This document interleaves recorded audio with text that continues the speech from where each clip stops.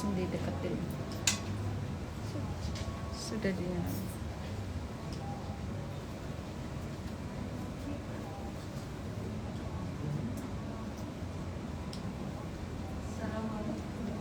Coba pada.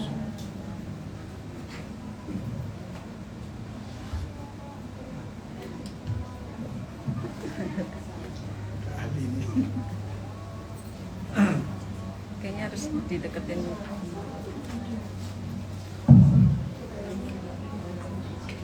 Assalamualaikum warahmatullahi wabarakatuh.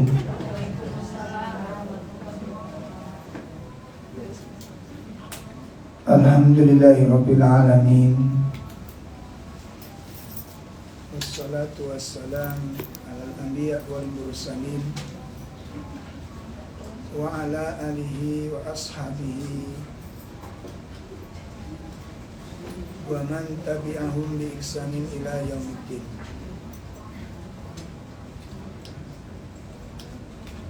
Asyhadu an la ilaha illallah wahdahu la syarika lah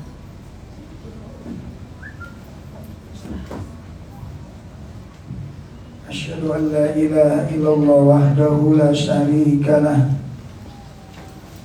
wa asyhadu anna Muhammadan abduhu wa rasuluh. Ya ayyuhalladzina amanu taqullaha haqqa tuqatih wa la tamutunna illa wa antum muslimun. Ya ayyuhalladzina amanu taqullaha wal tandur nafsum ma qaddamat lighad wattaqullaha innallaha khabirun bima ta'malun. I'lamu anna asdaqal hadits kitabullah wa khairal hadi hadiyu Muhammadin sallallahu alaihi wasallam wa syarrul umur muhdatsatuha wa kullu muhdatsatin bid'ah wa kullu bid'atin dhalalah wa kullu dhalalatin finnar. Ikhwatul iman rahimani wa rahimakumullah. Bapak-bapak, ibu-ibu, jamaah majelis taklim yang semoga dimuliakan Allah Subhanahu wa taala. Alhamdulillah di pagi yang mulia ini kita bisa hadir bertemu dalam kajian rutin kita bersama dengan majelis taklim Subul Salam. Kita bersama-sama mempelajari ilmu syar'i yang kita harapkan bisa menuntun jalan hidup kita, mempelajari ilmu syar'i dalam rangka untuk melaksanakan kewajiban dari Allah Ta'ala, dan dengan harapan mudah-mudahan ilmu ini yang akan menjadi sebab tercapainya hidayah taufik dari Allah Subhanahu wa Ta'ala. Bapak Ibu sekalian yang dimuliakan Allah, dalam kesempatan yang mulia ini kita akan mempelajari satu perkara penting yang masuk bagian dari ibadah di dalam Ramadan. Bagaimana kita di dalam Ramadan ini bisa mengoptimalkan seluruh rangkaian ibadah yang disyariatkan Allah kepada kita. Sebagaimana yang telah kita ketahui, yang sudah disampaikan oleh para asatidz kita, bahwa Ramadan ini adalah bulan berkumpulnya semua kebaikan. Ya. Jadi unsur-unsur amal yang soleh itu berkumpul di bulan Ramadan ini. Dan sebagaimana firman Allah Ta'ala yang ada di dalam surah Al-Baqarah ayat 183, Allah mensyariatkan puasa ini dengan tujuan la'allakum tattaqun, agar terbentuk menjadi manusia-manusia yang bertakwa kepada Allah. Nah, pembahasan tentang takwa atau sifat muttaqin, karakter orang-orang yang bertakwa itu adalah berkumpulnya seluruh kebaikan. Karena takwa itu induk dari seluruh kebaikan. Ya, jadi takwa itu adalah induk dari seluruh kebaikan. Ramadan yang diperintahkan Allah kepada kita itu punya target la'allakum tattaqun, untuk membentuk karakter yang bertakwa. Sehingga di situ disimpulkan berarti puasa yang disyariatkan Allah kepada kita itu agar ke seluruh kebaikan itu berkumpul pada diri kita ini. Nah, inilah yang kemudian Rasulullah SAW menjelaskan tentang salah satu di antara keistimewaan Ramadan adalah wa khulliqat abwabun nar falam yuftah minha bab wa futihat abwabul jannah falam yughlaq minha bab. Di bulan Ramadan ini Rasulullah SAW menyebutkan bahwa pintu-pintu neraka itu ditutup sehingga tidak ada satu pintu pun darinya yang dibuka. Ya. Jadi seluruh pintu-pintu neraka ditutup oleh Allah. Tidak satu pun pintu itu dibuka. Wa futihat abwabul jannah, dan dibuka pintu-pintu surga sehingga falam yughlaq minha bab, tidak satu pun pintu surga yang ditutup. Kemudian kalau kita simak hadis ini lanjutannya adalah wa yunadi munadin, wa yunadi munadin, kemudian ada seorang penyeru yang berseru, ya baghiyal khair aqbil, katanya. Para ulama menafsirkan yang dimaksud penyeru di sini ini itu adalah malaikat. Jadi malaikat yang ditugaskan oleh Allah Subhanahu wa Ta'ala untuk menyeru, dan dia menyeru. Apa katanya? Wahai para pencari kebaikan. Nah, jadi kalau hari ini, selama ini kita dalam bulan-bulan sebelumnya bergegas ingin mencari surga, bergegas ingin mendapatkan pintu surga, ingin mencari jalan-jalan menuju surga. Sekarang waktunya dibuka. Ini pintu-pintu surga tidak ada satupun yang ditutup, semuanya dibuka. Makanya seluruh kesempatan dari amal yang baik dibuka oleh Allah Ta'ala. Ya, seluruh dari kesempatan amal yang baik dibuka oleh Allah Ta'ala. Tinggal pintu mana yang kita inginkan untuk kita masuki. Makanya di sini manusia dibagi menjadi dua.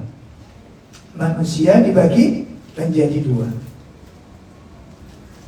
Pertama, disebut oleh malaikat tersebut, ya baghiyal khair, wahai para pemburu kebaikan. Nah, sekarang kalau ibu-ibu, bapak-bapak selama ini merindukan surga, saya perindu surga. Karena saya dulu gabung dengan majelis taklim para perindu surga. Nah, para perindu surga setengah itu ini males, gak cocok ini. Ya. Dikatakan yang namanya perindu itu kalau lihat bahasanya ini adalah orang-orang yang begitu bergegas ya. Seperti para pecinta sepak bola, mania, apa itu namanya ya, mania ya. Ini adalah orang-orang yang sudah mendarah daging tentang sesuatu itu, yang dia senangi, yang dia cintai. Coba kalau jenengan disebutkan pecinta sepak bola, ya, supporternya sepak bola, ini para pecinta-pecinta, perindu-perindu sepak bola, itu kita lihat tidak menyisakan satu waktu pun ketika pertandingan, mereka pasti akan menyaksikan. Maka kalau kita dipanggil dengan panggilan yang pertama, disebutkan oleh malaikat tersebut, ya baghiyal khair, wahai para pencari kebaikan, aqbil, katanya, sambutlah. Artinya apa? Ambil kesempatan ini. Pintu sudah dibuka, jalan sudah dibentangkan. Ya baghiyal khair, wahai para pencari, para pemburu kebaikan, ambillah kesempatan, sambutlah kesempatan ini. Kemudian yang kedua, ya baghiyal syarr, masya Allah, wahai para pencari kejahatan.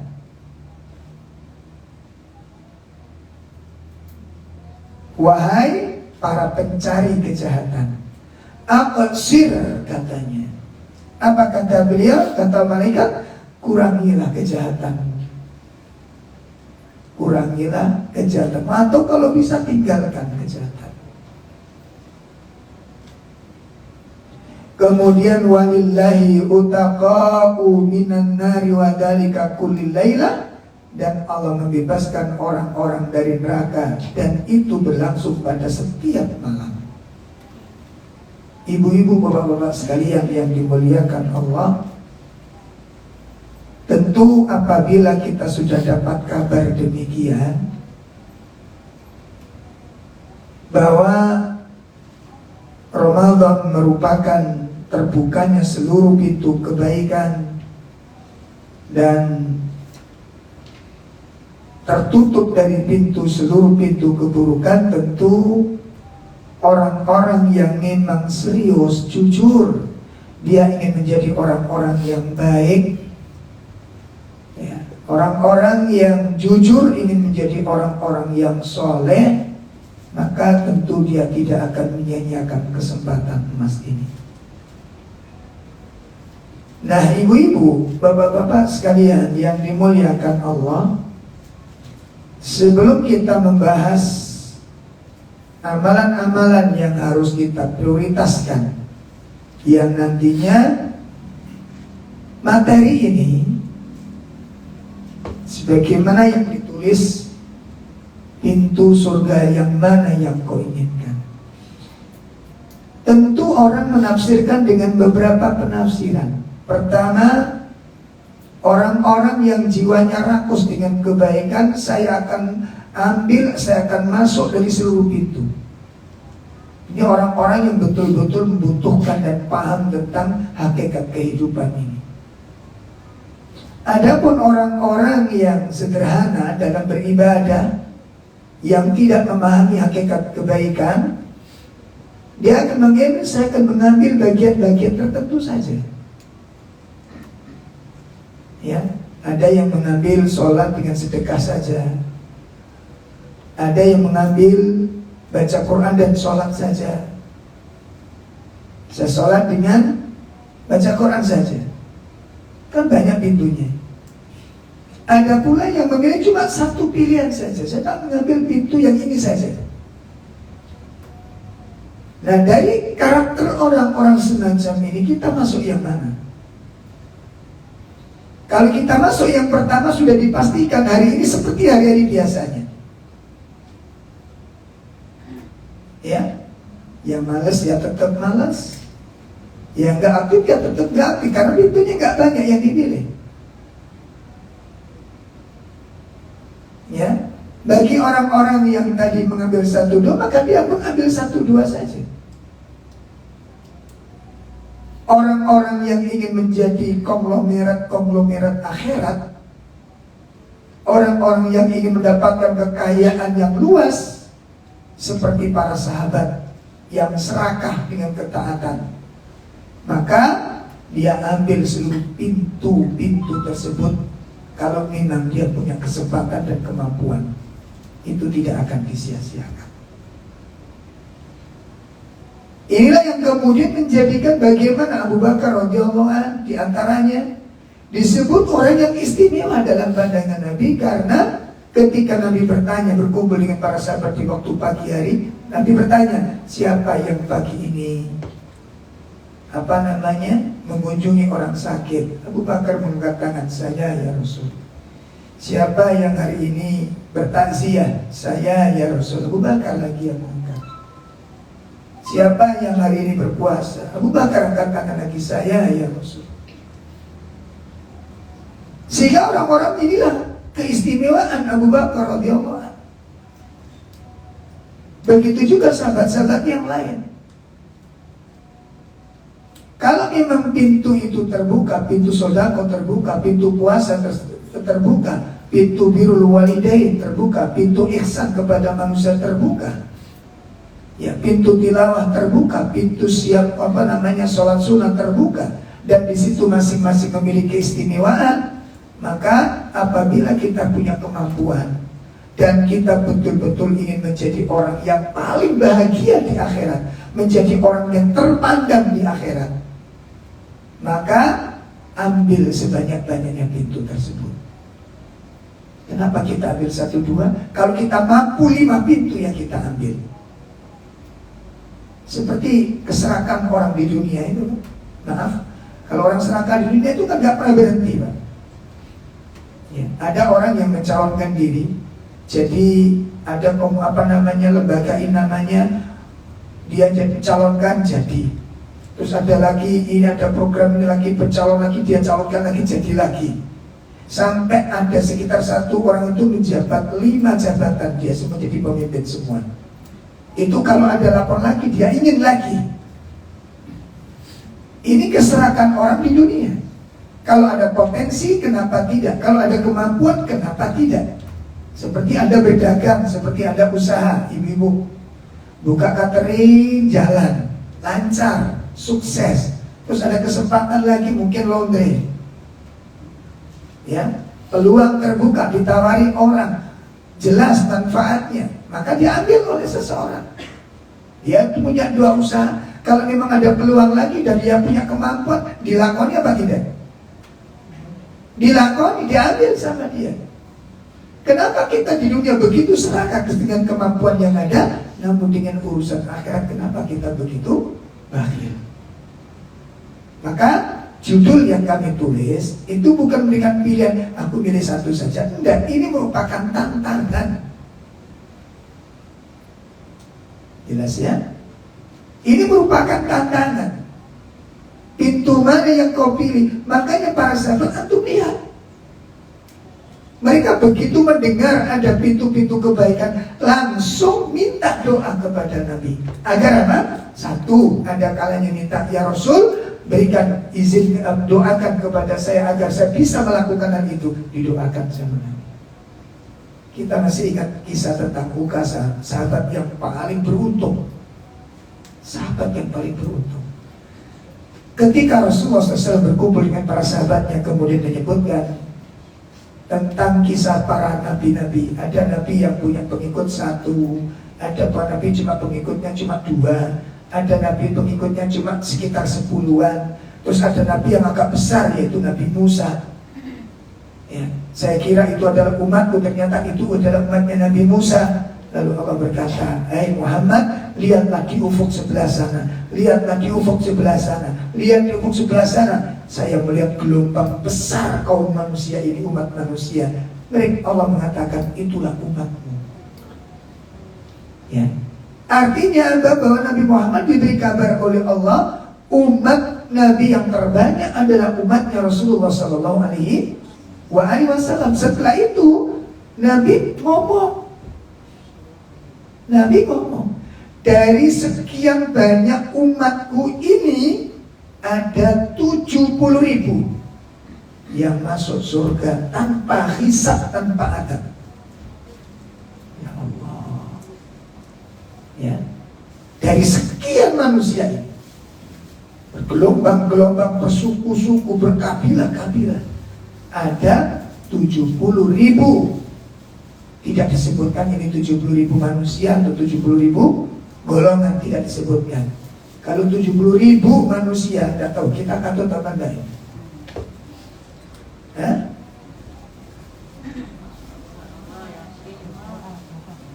Yes, mudah-mudahan. Delok semangat sampean ini. Benar lagi. Maca Quran semangat, rasane wong semangat, terus. Dong ini kok kepingin masuk yang golongan ini dari mana katanya?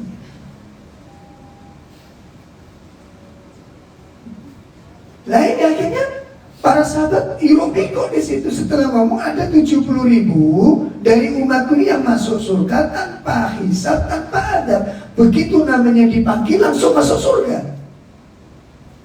Siapa gak ngiler kayak begini? Setelah ngomong Nabi masuk rumah, kumik yang namanya sahabat ini. Kira-kira siapa ya? Paling-paling ini, mungkin orang yang mulai kecil masuk Islam, mungkin yang tidak terus macam-macam pendapat. Setelah itu Nabi keluar, terus ngomong, kalian kok sibuk, ini ribut ngomong apa ini? Kok gumiak kalau bahasa Jawa kita ya? Maka para sahabat, ya Rasulullah, siapa yang Anda maksud? Orang yang punya kesempatan emas ini, masuk surga tanpa hisab, tanpa azab. Tidak pakai dihisab, tidak pakai diazab. Ini beruntung sekali ini. Akhirnya Nabi menjelaskan ada di antara 3 sifat itu, ya. Yang pertama apa? Tidak pernah ru'yah, minta ru'yah atau meru'yah. Ini simpang siur pembahasan. Sebenarnya para ulama khilaf dalam masalah ini. Ada yang menafsirkan, akhirnya ada yang simpulkan, pokoknya nggak boleh minta ru'yah. Kalau nggak boleh, tentu Nabi sudah melarang. Beberapa orang yang minta apa? Ru'yah, dan Nabi tentu melarang kepada sahabat-sahabat yang meru'yah. Tapi ternyata berjalan ru'yah di zaman Nabi SAW. Berarti mungkin makna bukan di situ, maknanya adalah ru'yah yang tidak syar'i. Ya. Ini yang pertama. Yang kedua adalah orang yang tidak tatayur, yang tidak pernah ramalan burung, tidak pernah merasa sial dengan adanya sesuatu. Kemudian yang ketiga, orang yang selalu bersandar dan bertawakal kepada Allah. Nah, setelah Nabi menyebutkan tentang ciri-ciri amal-amalannya, berdiri yang namanya sahabat Ukasa itu. Berdiri Ukasa itu. Begitu Nabi berhenti menyampaikan, langsung berdiri yang namanya Ukasa. Dan Ukasa mengatakan, ya Rasulullah, doakan saya agar saya masuk menjadi dari 70.000 yang masuk surga tanpa hisab, tanpa adab. Lalu Nabi melihat kesungguhan Ukasa dan keseriusan Ukasa, konsekuensinya, maka Nabi mengatakan, engkau bagian dari mereka. Heboh yang namanya para sahabat, beruntung yang namanya Ukasa. Tiba-tiba ada seorang sahabat yang lain ikut apa? Berdiri, ya Rasulullah, doakan saya seperti Ukasa. Kata Nabi, sudah kedisian Ukasa. Ya. Ini merupakan gambaran contoh karakter para sahabat begitu mendengar sebuah kebaikan. Tidak ada yang menyia-nyiakan. Ini potret para perindu surga itu. Ketika perang Uhud, Nabi bertemu dengan seseorang yang sedang makan kurma. Ya. Pasukan dari kaum muslimin yang sedang jeda sedikit untuk mengisi perutnya. Kemudian dia bertanya kepada Rasulullah, ya Rasulullah, bagaimana menurut pendapat Anda kalau saya terbunuh dalam perang hari ini? Nabi mengatakan fil jannah, kamu akan masuk surga. Mendengarkan dirinya akan masuk surga karena perang hari itu kurma yang ada di tangannya dibuang dan dia lari menuju medan peperangan dan terbunuh. Ya. Kemudian kita lihat bagaimana permintaan sahabat Robi'ah. Sahabat Robi'ah, pembantu Rasulullah SAW, yang dibelani tidur di rumah Rasulullah SAW. Setelah dia tidur di rumah Nabi dalam rangka apa? Untuk membantu prosesi ibadah malamnya Rasulullah. Ingin melayani Rasulullah di waktu malam itu. Dia siapkan air wudhunya, disiapkan tempat untuk sholatnya, disiapkan semuanya. Nah, melihat kebaikan Robi'ah ini, Nabi ingin pula memberi kebaikan imbal baliknya. Beliau mengatakan, ya Robi'ah salni, mintalah sesuatu kepadaku. Minta kepadaku. Maka begitu ditawarkan untuk minta sesuatu, kesempatan tidak disia-siakan oleh Robi'ah. Padahal perlu catatan penting bagi kita, Robi'ah itu gak punya rumah, tinggal di emperannya masjid. Begitu disuruh minta kepada Nabi, apa ternyata yang diminta oleh Robi'ah? Ya Rasulullah, ini murafaqataka fil jannah. Saya sangat berharap untuk tetap menemanimu di surga nanti. Lalu Nabi memantapkan, awal ghaira dari, coba kamu minta yang lain. Coba minta yang lain. Kata Robi'ah apa? Buadaka ya Rasul, tidak ada kebutuhan yang lain, itu yang menjadi kebutuhanku. Ini gambaran potret para perindu surga. Jadi begitu mengetahui ada peluang, seperti orang nganggur mencari pekerjaan, apa yang dia lakukan? Begitu melihat ada lowongan kerja, apa yang dia lakukan? Segera diambil itu kesempatan. Kan dia sangat menginginkan perkara tersebut. Dia sangat merindukan perkara tersebut. Apa itu? Bekerja. Begitu ada peluang, maka dia tidak akan sia-siakan. Begitu ada kesempatan, dia tidak akan telantarkan. Dia tidak akan tunda-tunda. Ini potret para perindu surga. Nah, pertanyaannya, apakah kita punya karakter seperti ini? Nah, ada peluang baca Quran, kita pakai apa enggak? Ada peluang membaca buku, kita pakai apa enggak? Ada peluang sedekah, ada peluang infak, ada peluang zakat, kita masuk apa enggak? Ini kita evaluasi. Jadi bukan insya Allah Ustaz. Bahasa insya Allah itu bahasa politik loh. Orang malas pun pakai bahasa insya Allah. Persoalannya, jujur gak sih kita ingin mendapatkan surga itu? Kalau memang jujur, maka kita gak memperhatikan tentang berat ringannya persoalan yang akan mengantarkan kepada sebuah cita-cita itu. Berkali-kali sering saya sampaikan, sering kali saya berikan contoh, orang yang sakit dan betul-betul ingin sembuh, dia tidak akan melihat apapun jalan menujunya. Makanan yang gak enak pun dimakan, makanan yang enak-enak disuruh tinggalkan, dia tinggalkan. Dengan catatan, dia bisa mendapatkan kesembuhan. Lalu bagaimana para perindu surga ini? Nah, ibu-ibu yang dimuliakan Allah,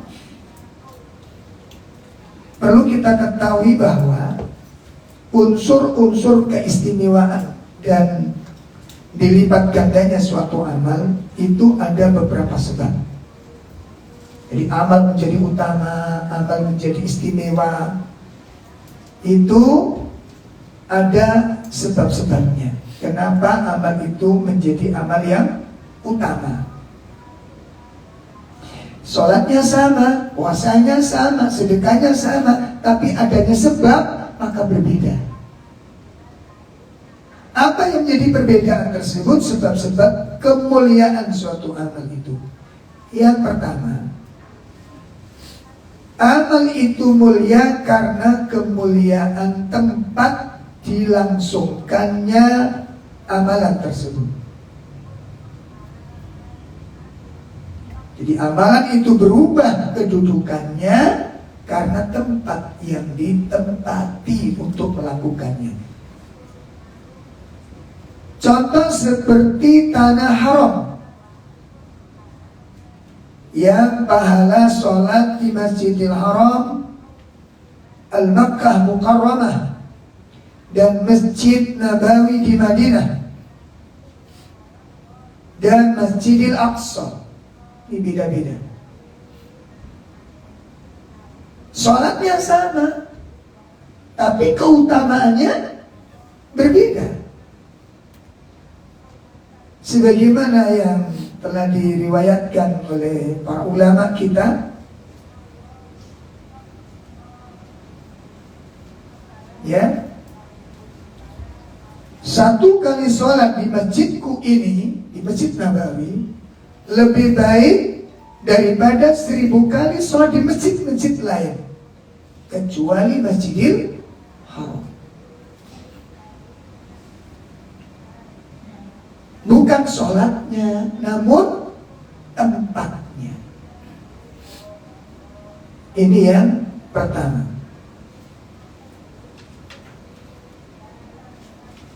Maka barang siapa yang menjumpai puasa di bulan Ramadan, atau kemudian dia umroh di bulan Ramadan, maka nilainya berbeda dengan umroh di bulan-bulan yang lainnya. Dikarenakan apa? Apa kemuliaannya tadi? Tempatnya. Tempat. Makanya kalau ibu-ibu dapat rezeki nanti, kita doakan mudah-mudahan panjenengan diberi kesempatan oleh Allah Ta'ala untuk bisa umroh di bulan Ramadan. Mudah-mudahan. Nah, jenengan amin mantap niku untuknya lagi. Sampai amin dua. Kadang-kadang kita ini aminnya nggak seriusin nih, udah cocok. Ini yang pertama. Yang kedua,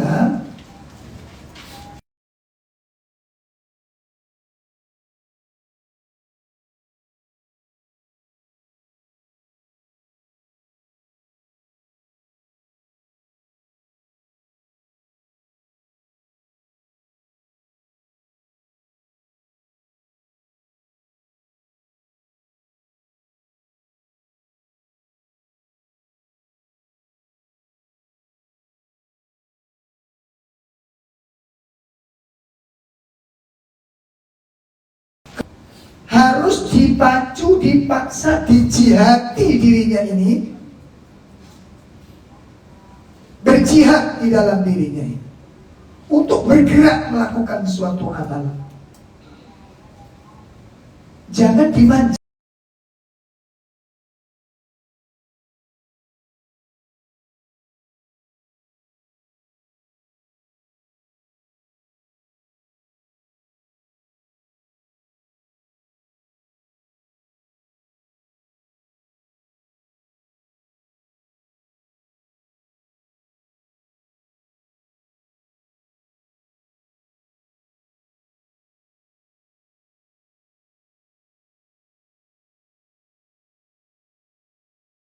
Di Ahli Kitab 3,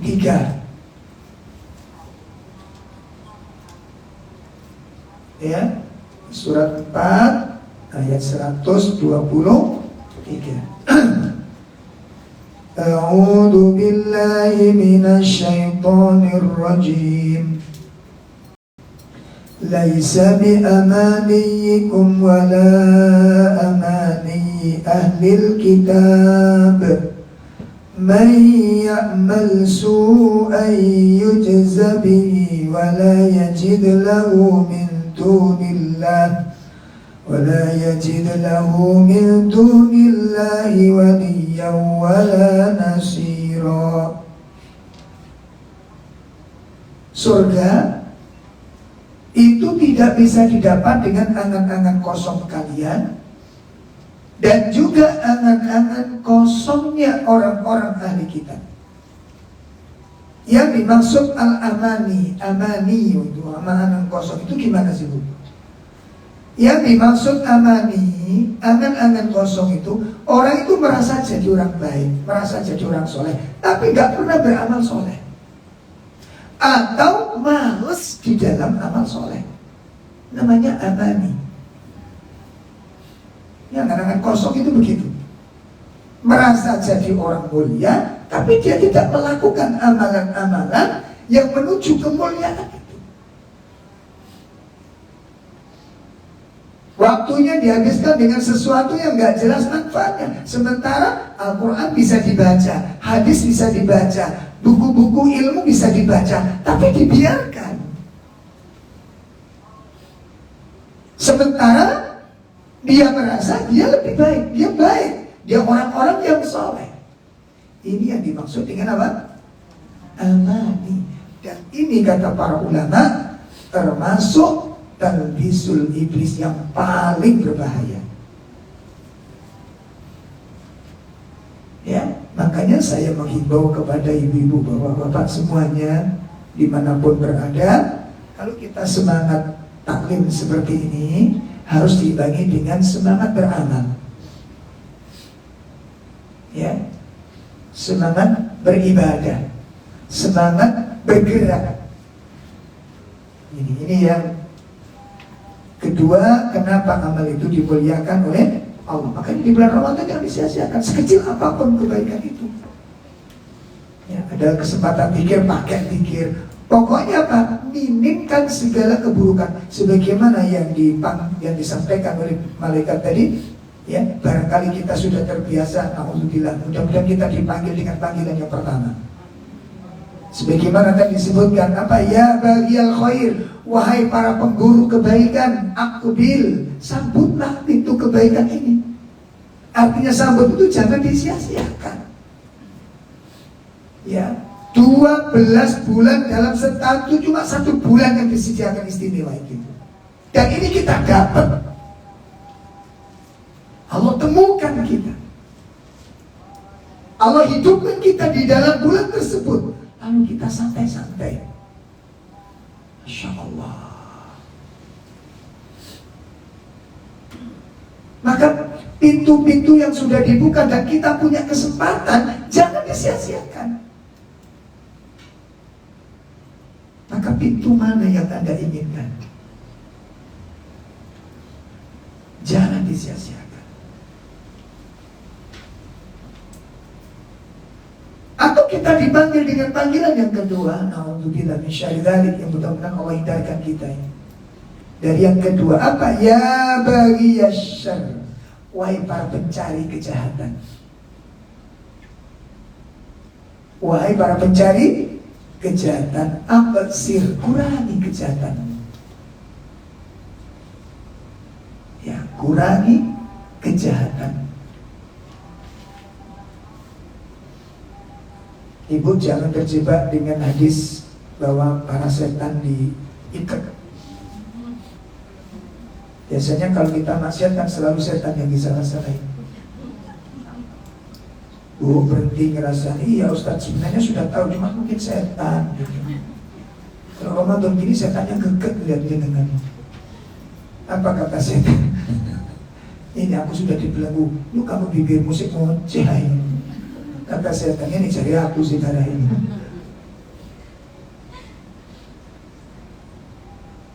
Kurangi kejahatan, kurangi itu hilangkan.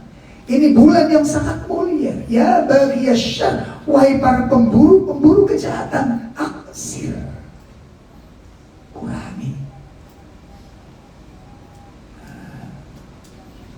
Ini Ramadannya, sholatnya, puasanya, zikirnya, semuanya tingkatkan. Kemudian di antara bulan yang mulia, waktu yang dimuliakan adalah 10 Dzulhijjah, di awal 10 Dzulhijjah. Makanya mulai sekarang mulai nabung.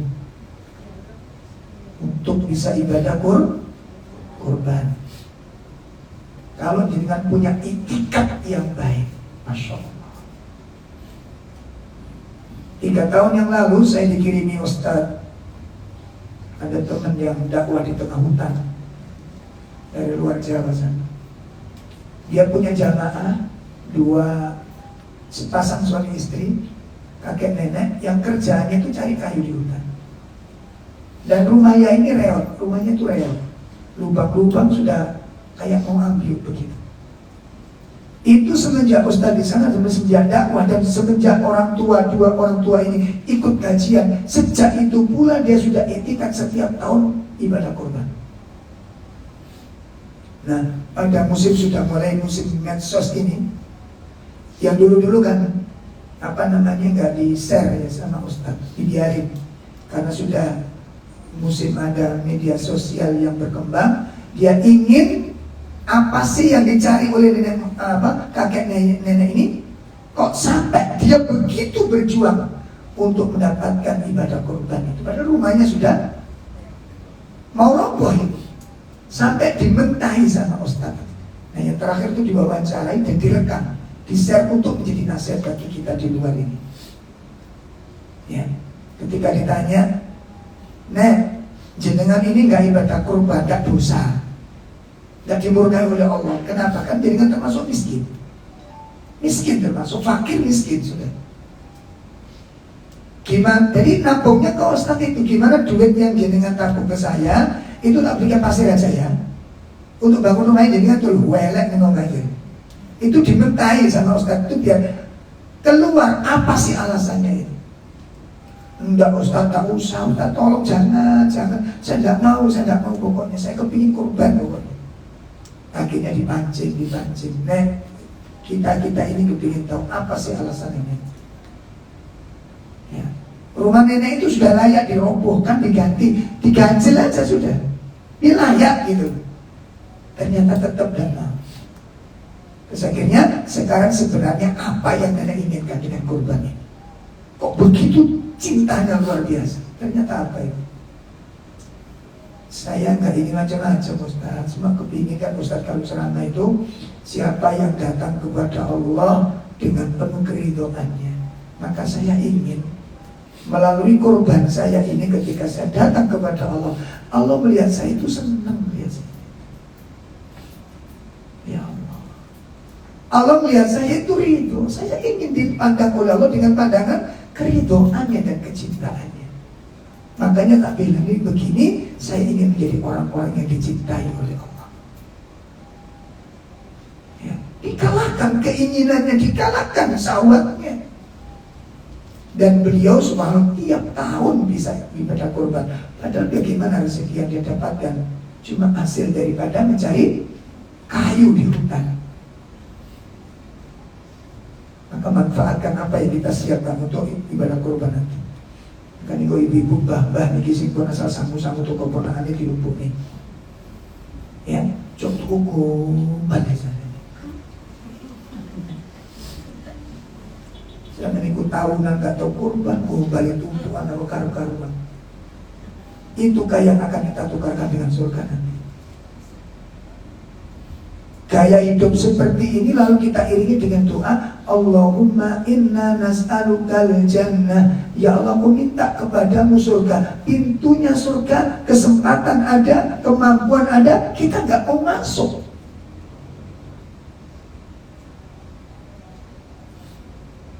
Kita tidak memanfaatkan momen itu, maka ini merupakan sebuah kerugian.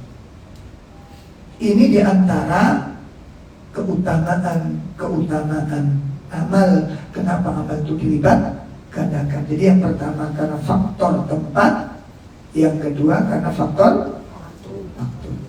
Seperti kalau menyenangkan haji di Arafah nanti, haji ya, itu nanti ada hari di mana hari yang paling istimewa itu adalah wukuf di Arafah, dan itu pun dimulai sejak duhur sampai menjelang maghrib. Setelah maghrib tempat Arafah itu biasa. Sebelum duhur Arafah itu biasa. Dongo ning kono padha karo ning bumi liyane. Tidak ada bedanya. Tapi begitu sudah masuk zuhur, masuk hari Arafah, wukuf dimulai, itu adalah hari yang paling istimewa. Cuma 6 jam.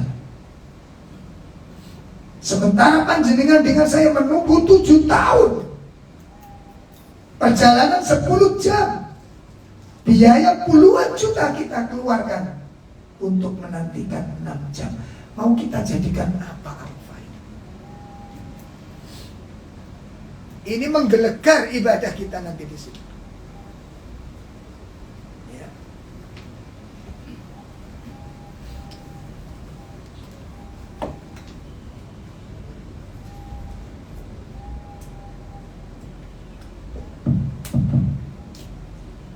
Maka demikian pula Ibu Ramadan ini. Ya. Makanya para sahabat diceritakan oleh para tabi'in, para ulama, para sahabat untuk mempersiapkan Ramadan itu 6 bulan. Persiapan Ramadan ini. 6 bulan persiapan, 6 bulan berikutnya evaluasi. Kita persiapannya berapa bulan? Tahunya Ramadan kalau sudah di TV ada sponsor sarung sama apa? Sirup. Apa gitu? Ya Allah. Ini sebab kenapa amal ini menjadi mulia. Sehingga Rasulullah SAW dalam sebuah hadis yang diriwayatkan oleh Imam At-Tirmidzi, ketika Nabi SAW ditanya ayyus shadaqati afdhal, ya Rasulullah, sedekah yang paling utama itu kapan? Sedekah yang mana yang paling utama? Maka Nabi SAW fi Ramadan, sedekah yang paling utama yaitu di bulan Ramadan. Manfaatkan. Tidak ada hari kecuali ada sedekah. Pagi mulai sedekah, siang sedekah lagi, sore sedekah lagi. Kalau memang punya kesempatan, kenapa tidak? Kenapa kok cuma pagi saja? Atau kenapa kok cuma sore saja? Kalau memang punya kemampuan, saya sarankan, kalau memang punya kemampuan, jangan cuma sekali. Ini kesempatan emas. Dan ini kita sudah ditinggalkan berapa hari? 7 hari. Sudah terlewatkan. Dari 7 hari apa yang sudah kita ukir di dalamnya? Baca Quran paling mulia di bulan Ramadan. Makanya para ulama disebutkan oleh Imam Ibnu Qayyim dalam pertemuan-pertemuan yang sebelumnya saya sampaikan, as-saum ar-Ramadan, syahrul Ramadan, apa? Jannatul muharribin. Imam Ibnu Qayyim menyebutkan Ramadan itu merupakan bulan apa? Surganya para pejuang. Ya. Surganya para pejuang.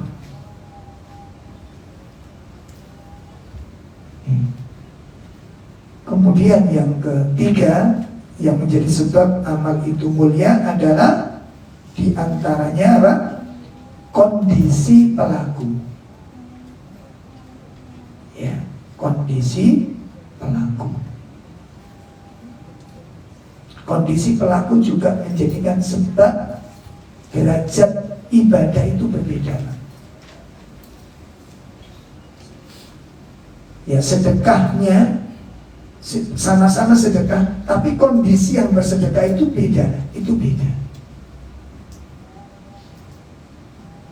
Ini diantara sebabnya. Oleh karena itu, maka sekali lagi saya menghimbau kepada diri saya sendiri, ya, dan terutama kepada para ibu, mari kita manfaatkan momen yang paling emas ini untuk sesuatu yang istimewa.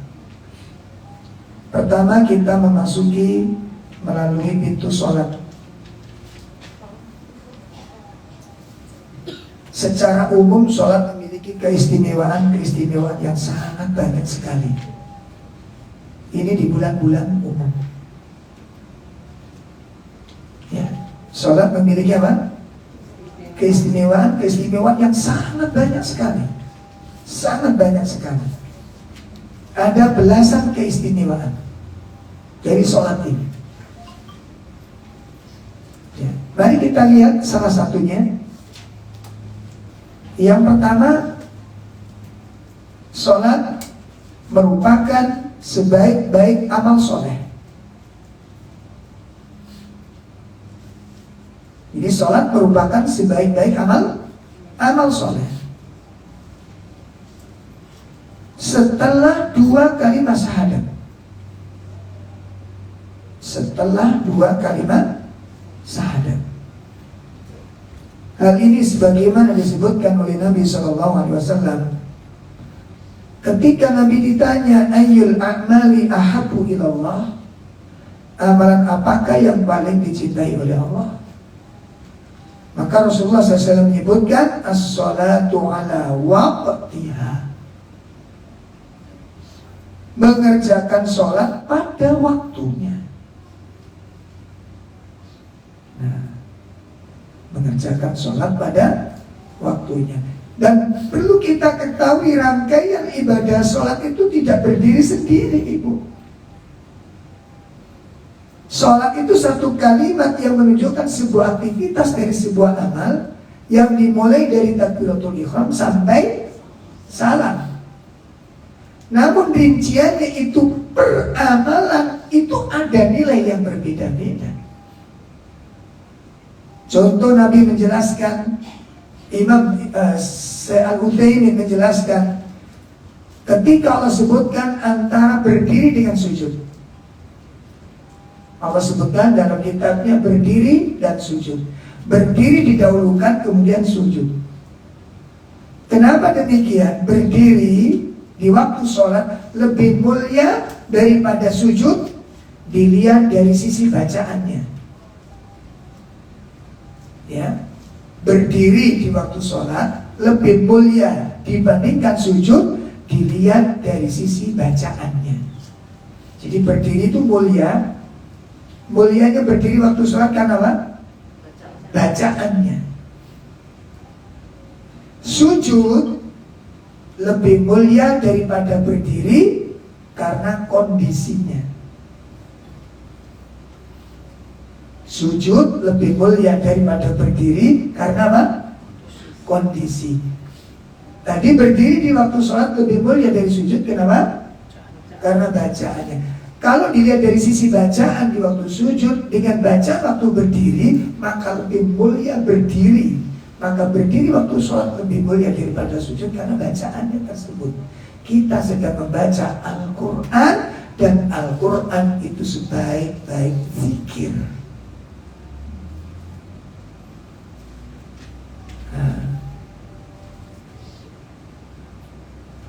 Dan sholat ada di dalam bacaan Quran. Bacaan Quran ada di dalam sholat. Dan Al-Quran diturunkan di bulan ini. Dan sangat mulia ketika dibaca pula di bulan ini. Makanya Nabi SAW tidak pernah meninggalkan satu malam pun kecuali beliau bertilawah, bermurojaah dengan malaikat Jibril setiap malam di bulan Ramadan. Ibu-ibu barangkali masih ada yang hobi nonton sinetron. Ayo Ramadan.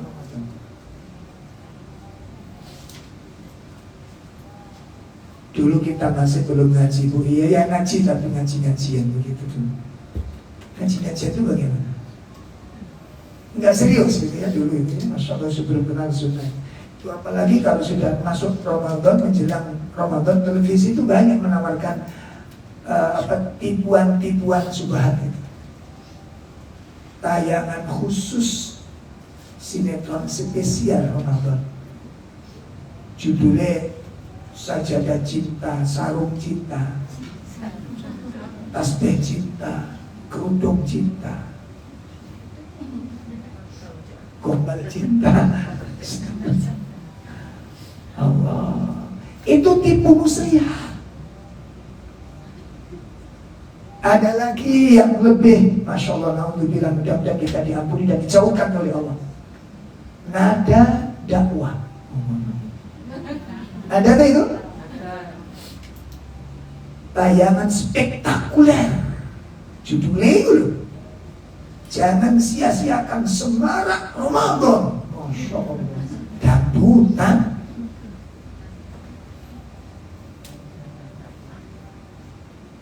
Gak dihalu, gak diingatkan bagaimana uyel-uyelannya. Pernahkah kita nonton seperti mungkin ngelihat segitu, kemudian akhwat dan ikhwan dipisah? Tolong ya, akhwat mikir sebelah sini. Gak ada. Datangnya sebelum maghrib sudah ngumpul. Jangan tertipu dengan itu. Ayo kita evaluasi mungkin. Dioptimalkan baca Qur'annya. WA, chatting yang kurang bermanfaat gak usah Ramadan. Dan gak usah sensus masakan temannya. Tolong emak-emak, enak-enak sepi sambil hidup masa ngoporek, langsung berhamburan keluar dari persembunyian semua. Aku masak sayur asem, dipoto bisa, dikirim bisa. Fotonya tok sing dikirim. Ada yang gak masak, aku gak masak. Aku diajak suamiku masak di warung, foto warungnya. Saking di warung, kok jejer bisa. Makanya kalau biasa mana kesing kengangguran.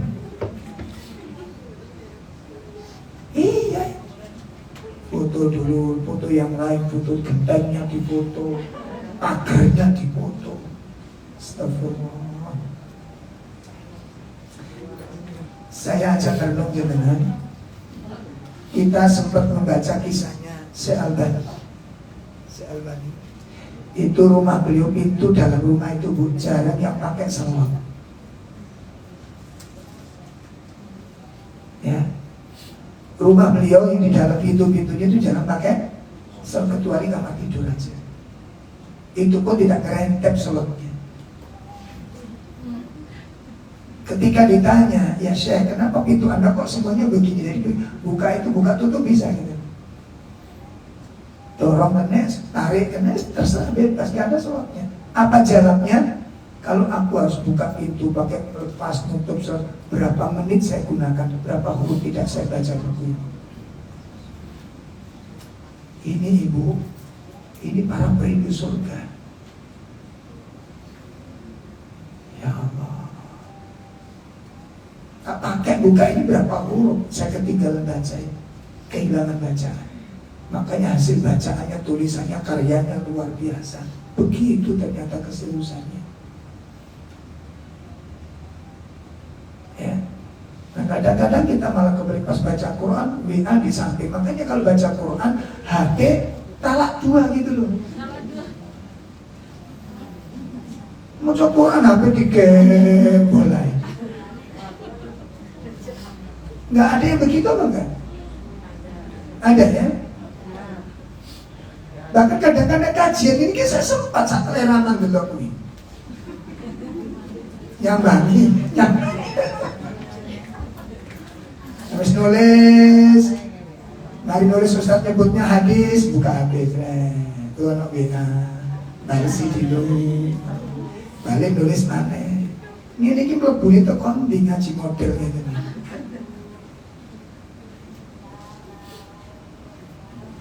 Sampai dalam kajian saya itu ada beberapa ibu-ibu, tolong Bu dilepas juga, denger wong dia pas lagi asik berdialog dengan makhluk gaib itu.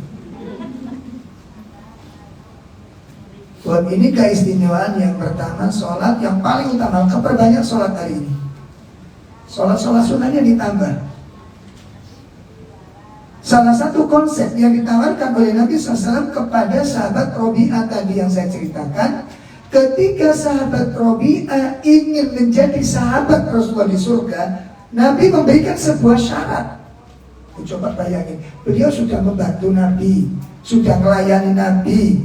Begitu minta menjadi sahabatnya, masih dikasih pekerjaan sama Nabi. Ini menunjukkan apa? Nabi mengajarkan kepada para sahabat untuk mendapatkan surga itu butuh perjuangan. Untuk mendapatkan kemuliaan surga itu butuh pengorbanan. Ya. Kurang apa sahabat Nabi coba?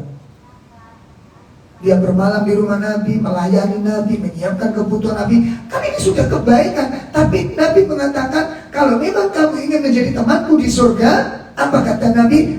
Inni ala nafsik, bantulah aku agar cita-citamu terwujud. Bantulah aku agar harapanmu terkabulkan. Apa caranya?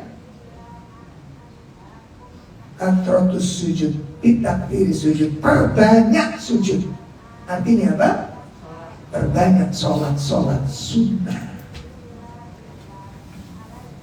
Itu untuk mencari tiket menjadi sahabat Rasulullah SAW di surga. Salah satunya amalan adalah memperbanyak sholat sunnah. Ramadan saat yang paling tepat memperbanyak sholat sunnah. Maka jangan disia-siakan rawatib, ba'diyah, qobliyah yang mengiringi sholat wajib, sholat duha. Ya. Bahkan para ulama menganjurkan malam sholat lagi, gak masalah. Kalau jenengan lagi di Masjidil Haram, bisa 3 gelombang kalau malam terakhir. 3 gelombang itu sholat malamnya. Jadi malam pertama itu, gelombang pertama, habis sholat tarawih gitu ya, sampai jam 10. Nanti istirahat 1/4 jam. Lanjut gelombang kedua sampai jam 12, istirahat 1 jam. Jam 1 sudah dimulai lagi sampai jam 3. Itu tiap malam, jadi gak ada waktu, Masya Allah. Jadi betul-betul dimanfaatkan, terutama 10 malam terakhir. Kenapa? Keutamaannya, keistimewaannya tinggal 10 hari. Ini kita sudah ditinggal sekian hari. Jadi sholatnya kita tambah, perbanyak sholatnya. Karena ini adalah amal yang paling dicintai oleh Allah Subhanahu wa Ta'ala. Kemudian sholat juga bisa menghapus dosa-dosa kecil. Sebagaimana disebutkan Nabi Sallallahu Alaihi Wasallam, as-salawatul khams wal jumu'atu ilal jumu'ah wa ramadhan ila ramadhan mukaffiratu ma bainahunna idaj tanabal kabair. Sholat 5 waktu, hari Jumat ke Jumat berikutnya, dan bulan Ramadan ke Ramadan berikutnya, itu dapat menghapuskan berbagai kesalahan dosa-dosa kecil yang terjadi di antara semuanya apabila ia menjauhi dosa-dosa besar. Maka jangan disia-siakan sholat itu. Ya, nah kalau tadi sudah disebutkan oleh Syekh Utsaimin bahwa sholat yang paling utama antara berdiri dengan sujud, lebih utama mana? Berdiri dari sisi apa? Bacaan, karena bacaan waktu itu baca Quran, perbagus bacaan Qurannya, perbaiki bacaan Quran. Kalau kita ingin berdiri, mendapatkan berdiri terbaik, perpanjang berdirinya. Nah, sekarang malah ada bermunculan berbagai, malah makmur di beberapa tempat tarawih 23 rakaat 7 menit. Syukur saya lihat itu, na'udzubillah, ini pelecehan sebenarnya. Kayak gak butuh kepada Allah Ta'ala ini. Kayak gak butuh kepada Allah Ta'ala. Makanya kalau sholat diperbaiki ibu, terus gak ngurus siapapun, pokoknya yang benar. Kita itu butuh kepada Allah. Jadi kita sholat itu kita ada kebutuhan kepada Allah, maka perbagus. Orang yang datang sebagai orang yang butuh dengan orang datang tidak butuh, itu beda rasanya ibu. Sakit dipaham ya? Kalau kita bertamu butuh dengan bertamu tidak butuh, itu beda rasanya. Perbedaannya di mana?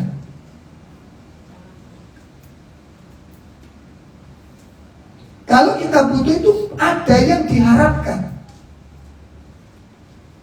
ada yang diinginkan. Kalau sangat butuh, waktunya menyesuaikan orang yang kita butuhkan. Betul kan? ada terjadi dengan Ustaz saja kita tahu, Ustaz, saya butuh ketemu jadi ini penting Ustaz. Oke, kira-kira kapan Ustaz bisa? Kalau malam monggo, jam 10 gak apa-apa, saya butuh. Terus ketemunya di mana? Kira-kira kalau tidak di rumah saya, monggo Ustaz. Terserah, karena butuh. Secara kebutuhan kita kepada Allah Subhanahu wa taala dari mana? Buktikan dengan sholat itu. Buktikan dengan sholat itu. Perbagus sholatnya, terutama berdirinya, perpanjang berdirinya. Kenapa? Karena waktu itu adalah posisi yang paling dicintai oleh Allah Subhanahu wa taala. Dan perpanjang sujudnya karena kondisi waktu sujud itu paling dekat dengan Allah Subhanahu wa taala. Ya, ini yang pertama, kita harapkan bisa masuk melalui pintu sholat ini. Perbagus sholat. Dan dipertahankan setelah Ramadan. Yang kedua, kita bisa melalui pintu sedekah. Masya Allah, sedekah di bulan Ramadan luar biasa. Sebagaimana yang dijelaskan oleh Nabi SAW bagi orang-orang yang memberikan iftar, memberikan makan kepada orang-orang yang berpuasa. Itu hampir seluruh ibadah yang dilakukan orang yang berpuasa, maka orang yang memberikan iftar itu akan mendapatkan bagian daripada ibadah yang dia lakukan. InsyaAllah.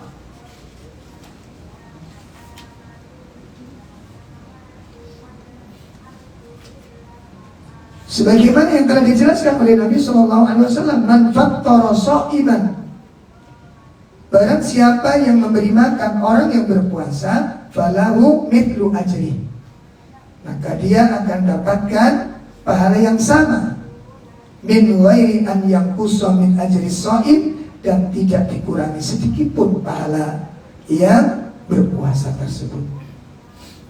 Jadi pahala puasa bukan cuma puasa, baca Qur'annya dia dapat, sholat malamnya dia dapat, sholat sunnahnya dia dapat, zikirnya dia dapat, iktikafnya pun dia dapat.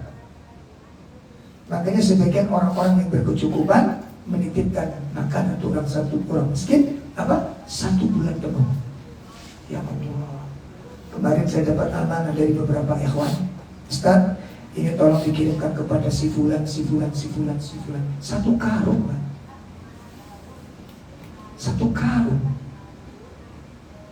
Jadi dilihat keluarganya, kalau keluarganya besar tak Ustaz? Iya, agak besar keluarganya, banyak. 1 karung Ustaz, itu 1 bulan. Biasa dapat pahalanya 1 bulan mereka. Ya Allah. Kita mengambil bagian dari mana Ibu coba? Jangan disia-siakan. Jadi kan nanti kalau Masya Allah, saya banyak belajar kemarin di Saudi itu, ketika kami umrah di sana, itu yang namanya ibu-ibu yang pas-pasan ya mungkin ya, ingin memberi makan, itu keluar dari rumahnya jam 5 itu keluar sambil membawa 2 kresek, ikut berdiri di jalan, apa? Bagi-bagikan aqua. Indonesia iftar. Begitu kita terima, itu tangannya diteruskan ke dadanya, bentuk dari rasa syukur, alhamdulillah aku sudah mendapatkan orang yang aku beri makan. Jadi kalau mereka nggak dapat, itu tersiksa. Kenapa? Yang membuat tersiksanya itu hilangnya pahala yang besar, ya. Dan rasa sedih yang menyelimuti orang-orang soleh ini, itu tanda-tanda min sihatil qulub, tanda-tanda dari sehatnya hati. Itu tanda-tandanya ini disebutkan dalam kitabnya Imam Ibnu Qayyim ketika menyebutkan tanda-tanda hati yang sakit, tanda-tanda hati yang sehat. Tanda-tanda yang sakit itu adalah apa? Hati yang sehat adalah apa? Ada kesedihan. Kalau kehilangan amal utama, itu sedih. Karena berharga.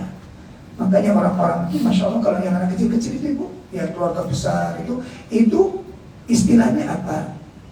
Dikapling di Masjid Nabawi ini. Tahu dikapling ya? Dikapling Pak, saya ngambil sop yang keberapa, satu sop nanti bapak yang duduk di situ itu jaminan keluarga saya. Itu tiap sore itu Mbak, selama 1 bulan penuh. Jadi anak-anak yang kecil-kecil itu dilatih, semua dilibatkan, sampai anak SD itu nyari mangsa di luar itu. Hari pertama saya nggak paham bagaimana di sana. Saya berangkat aja jam 5 itu. Ternyata di jalan dicegat sama anak kecil. Indonesia, nah Indonesia. Kali ikut saya, digacoi rapat sama orang Arab di tengah jalan. Tak jalur siji ya ini. Enggak, katanya, enggak, ini keluarga saya. Dibawa ke dalam Masjid Nabawi. Kan saya nggak paham, ini mau digowo nanti. Dibawa masuk ke dalam Masjid Nabawi. Begitu sudah diserahkan keluarganya, bersyukur keluarganya ketemu ini. Dia keluar lagi mencari mangsa lagi. Masya Allah, ingin memberikan makan kepada orang dengan sedekah itu. Jadi nenek-nenek di tengah jalan ngambil Pak jeruk, kadang-kadang 1 kresek, 1 buah itu ya Allah, senang ngasih makan melalui pintu sedekah. Melalui pintu sedekah. Nah, jadi kalau pintu sholatnya dioptimalkan. Kemudian yang kedua dari pintu sedekah, di mana Rasulullah SAW menyebutkan as-shadaqatu burhan. Sedekah itu merupakan apa? Bukti benarnya keimanan. Yang kedua apa keistimewaan sedekah? Sedekah sunnah akan menyempurnakan sedekah wajib yang kurang. Seperti sholat sunnah menyempurnakan sholat wajib yang kurang. Makanya ketika sholat dihisab oleh Allah, sholat wajib kita kok ada yang kurang, malaikat ditanya, jangan ditulis dulu, jangan dibalas dulu, jangan dihukumi dulu. Ditanya oleh Allah Ta'ala, apakah dia punya sholat sunnah? Tuh gini loh, makanya kalau ambil pintu jangan cuma pintu satu saja. Ini yang membuat kita semangat sholat sunnah, walaupun akan capek, terlambat, kadang-kadang kita kodok kalau memang ada dalil. Seperti terlambat qobliyah duhur, maka boleh dikodok setelah duhur. Kok setelah asar? Asar ada qobliyah ya. Ada cuma betul apa? Tidak muakkad. Ya, tidak muakkad. Tapi keutamaan ada. Makanya dalam kondisi seperti ini lakukan saja, amalkan saja, untuk menyempurnakan sholat-sholat kita yang wajib. Karena kita yakin ada yang cacat di dalam sholat wajib kita ini, ada cacatnya. Ini yang kedua. Jadi sedekah sunnah itu bisa menyempurnakan sedekah yang wajib. Sebagaimana sholat sunnah bisa menambah sholat wajib. Kemudian sedekah itu bisa menjadikan sebab orang masuk ke dalam surga. Sedekah bisa menyebabkan orang bisa masuk ke dalam surga. Ada seorang pengemis membawa 2 anak datang ke rumah Aisyah radhiyallahu anha. Lalu sama beliau diberikan 3 kurma. Diberikan 3 kurma. Loh, ini Masya Allah, ini sedekah begini. 3 kurma kecil dikasihkan orang tersebut. Aisyah melihat apa yang diperbuat oleh sang ibu dengan 2 putri beliau ini. Akhirnya 3 kurma itu dibagi satu-satu. Dia pegang 1, anaknya dikasih satu-satu. Jadi jenengan ciri keluar Pak, langsung dimakan semuanya. Setelah itu ternyata 1 butir kurma ini gak cukup banget 2 anak ini. Dia masih merasa lapar. Akhirnya ibu yang pegang ini dibelah menjadi 2. Kurma yang dipegang saat tadi dibelah menjadi 2, dikasihkan anaknya lagi, dan ibu ini berdiam diri tidak makan. Pelajaran di hadis ini besar sekali. Itu perhatian orang tua kadang-kadang banyak berbohong untuk membahagiakan anak. Ya, orang tua itu begitu sering berbohong, membohongi kita. Ibu kesenangan, sudah kamu makan, dan dia belum makan. Itu pelajaran. Sehingga ketika kisah ini diceritakan oleh beliau, oleh baginda Aisyah radhiyallahu anha kepada Nabi SAW, apa kata beliau? Innallaha qad aujabala bihal jannah. Sesungguhnya Allah telah menetapkan surga untuknya dengan perbuatannya itu. Ya Allah. Makanya tolong ibu-ibu, kalau bisa datang ke rumah orang miskin, duduk di dalamnya 1 jam, duduk di sana. Bagaimana merasakan hidup dengan suasana seperti ini. Jadi kan duduk di rumahnya orang miskin gak betah, tersiksa gitu. Itu baru 1 jam kita tersiksa.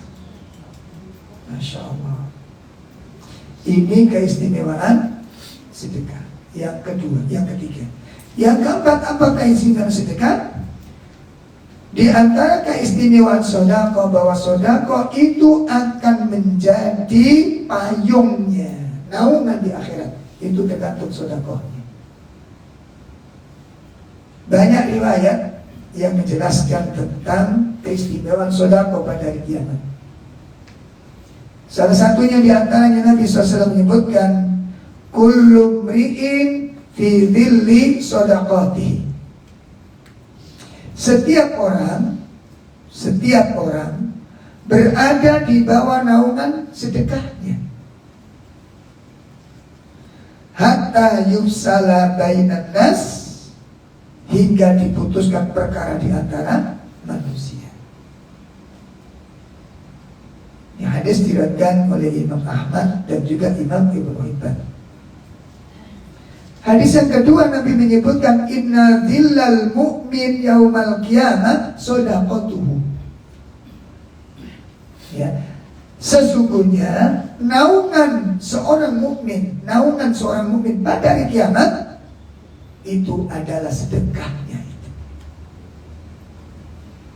Jadi sedekah yang kita keluarkan hari ini itu akan menjadi naungan kita nanti. Makanya kalau kita melihat sudah janji begini, begitu sedekah, gak lihat sedekahnya, tapi lihat apa? Apa? Naungan. Ngelihat janji, Pak. Ngelihat janji. Sama dengan kalau sholat ke masjid ini. Nah, dalam caranya kadang-kadang panasnya wegah. Apalagi puasa ini. Capek gitu kan. Tapi begitu melihat hadis Nabi, 1 langkah menuju ke masjid, 1 dosa dihapus. 1 langkah berikutnya, 1 derajat diangkat. Begitu seterusnya, berapa langkah yang kita ingin buat. Ya, makanya saya Utsaimin ketika pernah suatu saat beliau ketika pergi ke masjid ditanya, nggak pakai sandal, ditanya oleh santrinya, ya Syekh, kok Anda nyengker datang ke masjid? Lalu beliau melihat jalan yang tadi dilewati. Apa katanya? Aku ingin telapak kakiku menjadi saksi pada hari kiamat. Jadi waktu melakukan, ingat janji, ingat balasannya, maka tidak terasa berat amal tersebut. Sama juga ketika sakit itu. Jadi waktu sakit perih gitu ya, jenguk-jenguk, cokit-cokit gitu, perutnya kayak ditusuk katanya. Ya pernah nggak pernah ditusuk. Ya, makanya kalau cerita jangan menghayal. Das Bimas waktu ditutup palu. Pertanyaan, saya tahu ditutup Pak. Kok bisa menyamakan gitu loh. Gue kira saya kok disaduki polisi. Saya tahu kecekel loh ini. Jangan berlebihan. Ya. Nah, ini jadi ketika kita bersedekah, kita melihat itu ya janji yang diberikan Allah Ta'ala kepada kita. Maka sedekah ringan, berjalan ke masjid ringan, wudu nikmat, sakit lezat ketika melihat perolehan yang dijanjikan oleh Allah dan Rasulnya kepada kita. Makanya kenapa para sahabat itu tamat dan serakah dalam amal? Karena nggak melihat amalnya, ngelihat janji yang diberikan Allah kepadanya. Makanya Utsman itu borong pahala. Siapa yang menyiapkan kuda? Saya Rasulullah. Ini masih kurang senjatanya, saya ya Rasulullah. Ini masih kurang apa kebutuhannya, saya ya Rasulullah. Sampai Nabi menyatakan stop, Utsman cukup. Di-stop sama Nabi. Siapa di antara kita yang suka borong-borong amal? pengajian besok ini akuannya kurang. Saya Masya Allah. Makanannya juga kurang. Saya gitu. Yang lain tuh, masa saya toh? Padahal punya kemampuan. Itu masalahnya. Apa sih yang kita emang ini apa? Kita nggak ingin mendapatkan naungan yang begitu menyejukkan dan orang cemburu melihat kita. Menjadi orang yang diistimewakan oleh Allah. Sedekahnya. Masya Allah. Itu diantara keistimewaan sedekah. Kemudian kita melalui pintu Al-Quran. Kita melalui pintu Al-Quran. Sebagaimana yang telah dijelaskan dalam hadis Nabi SAW tentang keistimewaan Al-Quran. Yang pertama seperti ngaji ini, hari ini kita dapatkan. Kalau kita baca hadis Nabi tentang keistimewaan orang yang belajar Al-Quran, apa kata beliau? Majtama'a qaumun fi baitin min buyutillahi yatluna kitaballahi wa yatadarasunahu fima bainahum illa nazalat alaihimus sakinah wa ghasyiyatuhumur rahmah wa hafathumul malaika wa dzakarahumullahu fiman indah. Tidaklah suatu kaum berkumpul di salah satu rumah-rumah Allah Subhanahu wa ta'ala. Kemudian ketika dia berkumpul di rumah Allah itu, dia membaca kitabnya. Kemudian yang kedua, wayatadarusuna fima bainahum. Dia bertadarus. Tadarus itu baca-baca ilmu, pembahasan ilmu-ilmu secara umum. Bahas fikih, bahas masalah muamalah, bagaimana cara ibadah, tazkiyatun nufus, itu namanya tadarus. Cuma masyarakat kita kalau tadarus itu apa? Nah, baca Quran dari masjid bareng-bareng. Ya, padahal yang namanya tadarus itu mempelajari ilmu. Nah, jadi kalau ada orang berkumpul kemudian membaca kitab Allah, kemudian mentadaburi ilmu, Allah berikan 4 keistimewaan.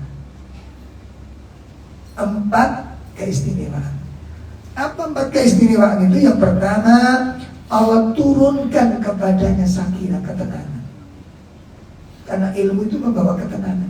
Wong niku nek ngaji teman terus diyakini kandungannya, diamalkan isinya, itu menenteramkan hati. Mana?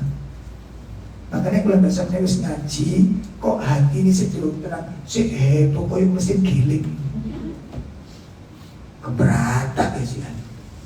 Belum bisa tenang. Itu menunjukkan berarti Quran tidak memberi pengaruh kepada hati. Gak mempengaruhi, gak efek berarti. Ditambah lagi kalau sudah ngaji Quran, sudah baca Quran, sifat-sifat buruknya belum bisa hilang. Ini lebih ngeri lagi. Apa kata Imam Ibnu Qayyim? Barang siapa yang tidak bisa sembuh dengan Al-Quran, maka Allah mencatatnya, menetapkan dia tidak akan pernah sembuh. Ya Allah. Makanya kalau ngajiku dirasakan, kemudian dipahami, diamalkan, itu melahirkan kata tenang, terarah. Soalnya hidup ini terarah jadinya. Ya gak ngerti jadi ngerti. Ada nenek-nenek usia 70 datang ke saya, baru hijrah 70 tahun. Yang dulunya harus dilebari dengan kedukunan macam-macam sudah. Alhamdulillah Ustaz para Madura. Cuma saya gak bisa menirukan lagunya. Sejak Ustaz ngajar saya, itu hati jadi tenang Ustaz. Mau marah, gak jadi marah.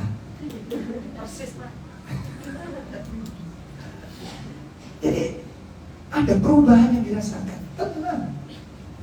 Yang biasa panik, gak panik. Yang biasa emosi, gak emosi. Yang biasanya tergesa-gesa, gak tergesa-gesa. Tenang. Itu keutamaan yang pertama. Yang kedua, apa kata Nabi? Wa ghasyiyatuhumur rahmah. Allah akan meliputinya dengan rahmatnya. Yang ketiga, wa hafathumul malaika. dan para malaikat menaungi mereka. Masya Allah, dinaungi oleh malaikat. Dan yang keempat yang paling menakjubkan apa? Allah menyebut nama-nama kita di sisinya. Jadi nama kita kalau kita ngajinya ikhlas, nama kita viral di langit. Karena disebutkan nama Allah, si fulan hari ini belajar kitabku, si fulan hari ini duduk di majelisku, si fulan sedang mempelajari kalamku. Disebut-sebutkan di depan para malaikatnya nama-nama kita. Itu kalau kita ikhlas. Gak tahu kalau ikhlas tapi tidur, gak tahu. Kondisinya rawan ini. Makanya kalau ngaji Ramadan begini, delay mas saya. Ngaji tak pelangkan, nanti jenengan terbawa arus ngantuk. Saya keras, gak boleh minum saya. Teriak-teriakan gak oleh mobil. Mungkinnya delay. Ini keistimewaan orang belajar Al-Quran. Ada apa keistimewaan orang-orang yang membaca Al-Quran? Masya Allah. Sebagaimana disebutkan oleh Nabi SAW di beberapa riwayatnya. Ya, mari kita lihat. An Aisyah radhiyallahu anha. Qalat, dia berkata, qala Rasulullah SAW al-mahiru bil Quran. Orang yang mahir di dalam membaca Al-Quran itu ma'as safaratil kiramil bararah, itu akan bersama para malaikat pembawa wahyu yang mulia dan malaikat yang selalu berbakti kepada Allah. Ya. Jadi kalau orang mahir dalam baca Quran, pas hurufnya bagus, tajwidnya bagus, apalagi dia hafal dengan Quran itu, maka nanti dikumpulkan bersama dengan rombongannya para malaikat pembawa wahyu yang taat, yang selalu berbakti kepada Allah. Bukan lagi kumpul dengan manusia. Coba kalau panjenengan punya anak, kemudian di sekolah duduk bersama pejabat-pejabat penting, jenengan ngeliat, Masya Allah, anakku duduk dengan orang-orang pembesar, itu mulia sekali kita sebagai orang tuanya. Ini bukan lagi pejabat manusia, bukan lagi para penggede-penggede bangsa, bukan, malaikat. Anak kita berkumpul dengan mereka, atau kita yang akan dikumpulkan oleh Allah bersama mereka. Oleh karena itu ibu jangan, ini ibadah yang paling mudah. Tinggal nafsu panjenengan dengan saya dikendalikan betul dengan puasa ini. Chatting yang gak manfaat, gak usah dilatih teman-teman. Jelas ibu? Masakan sasak kayak seminar. Sampai masa apa bu? Aku masa iyo, oseng-oseng ini. Sampai kayak yopo ae. Kayak ini kurang, kayak ini gak seminar. Itu kalau jangan pakai baca Quran berapa huruf itu? Itu dalam satu grup, belum grup yang lain nanti. Oh grup jenengan itu ya Masya Allah, satu wae Dayak. Saya dulu belajar, kok sih kalau disebut wae Dayak? Guyonannya ya, guyon Dayak itu buahnya. Karena orang Dayak itu kan gak ada WC. Jadi ini ngisi sama.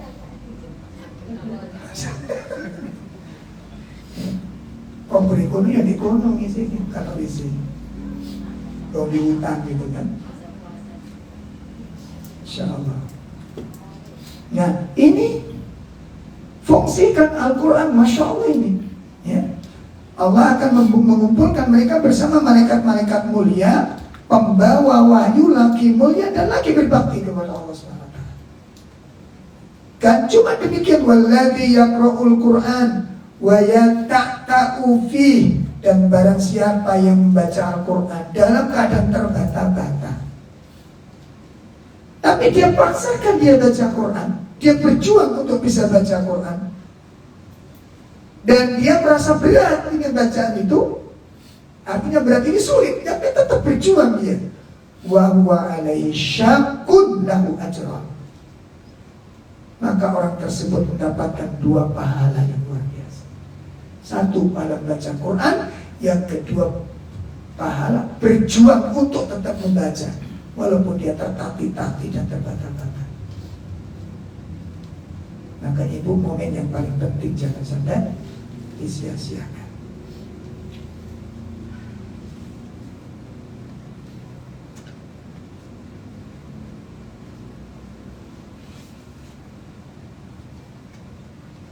Ini diantara keutamaan daripada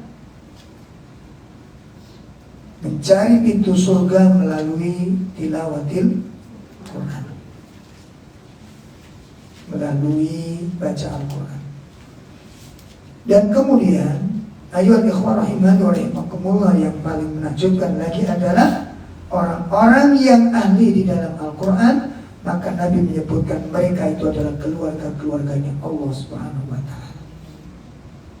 Ini adalah ibadah yang paling mudah untuk bisa kita jalankan. Mari kita kembangkan, kita jaga semaksimal mungkin. Kapan kita punya peluang, ada waktu yang lapang, ada waktu yang longgar, maka jangan disia-siakan. Segala pintu kalau memungkinkan kita ambil, segala jalan kita lewati, segala pintu kita masuki, maka jadilah orang-orang yang serakah kepada pahala.